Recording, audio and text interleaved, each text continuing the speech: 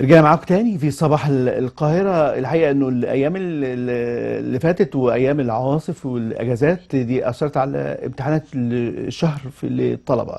هينضم الينا هاتفيا الاستاذ ايمن صقر مسؤول الملف التعليم بوكالة انباء الشرق الاوسط، يطمنا على اخبار الامتحانات.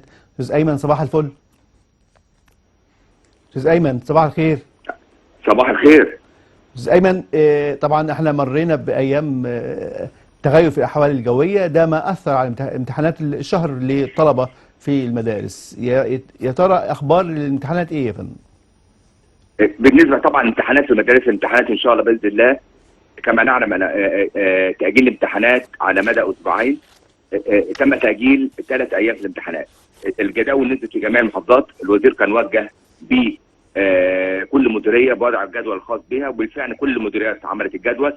النهارده عيد الصعب بالنسبه للاخوه المسيحيين، فالنهارده مفيش امتحانات. بكره الامتحانات هتنطلق ان شاء الله 2 و3 و4 لاستكمال امتحانات شهر مارس. بعد انتهاء ان شاء الله الدراسه مستمره، مفيش اي مشكله خالص لحين انتهاء من المناهج دون اي حذف لاي مقررات او مناهج.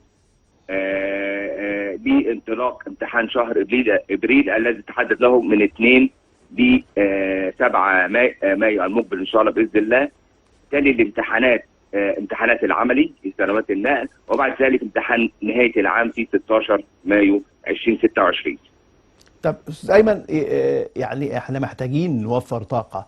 حمله حمله الطلبه في الجامعات والمدارس لتوفير الطاقه، اخبارها ايه؟ ايوه. بص طبعا هو يعني هناك مبادرات شبابيه كثيره سواء في الجامعات وايضا في المدارس. هناك كان هناك اجتماعات خلال الاسبوع الماضي وهذا الاسبوع ايضا، مع النهارده ان شاء الله في اجتماعات لترشيد الطاقه في المباني المدارس. كان هناك جولات للمحافظين ومدير المديريات على المدارس، التاكد من اغلاق الانوار في المساء واستمرار. طبعا كما نعلم ان التعليم عن بعد او الاونلاين مش موجود في المدارس خلال صحيح. هذه الفتره، او مش داخل ضمن الفئات التي حددها دوله رئيس الوزراء. ولكن هناك تطبيق فعلي لترشيد الكهرباء. هناك مبادرات داخل المدارس داخل المديريات للتاكيد على اهميه ترشيد الكهرباء واستهلاك ليس فقط الكهرباء وايضا المياه.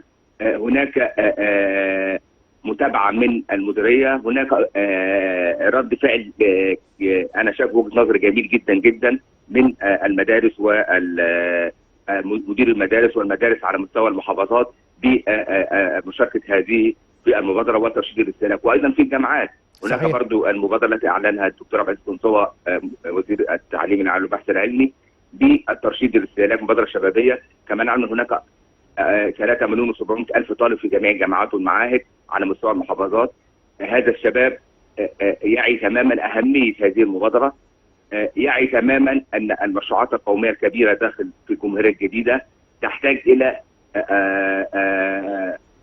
التفاف الجميع حول القياده والتاكيد على اهميه ضروره ترشيد الاستهلاك سواء في المباني داخل الجامعات او الشباب لديهم افكار جميله مع التكنولوجيا الحديثه. هذه التكنولوجيا تساعد على افكار جديده ومبادرات ممكن من خلالها ترشيد الاستهلاك. صحيح.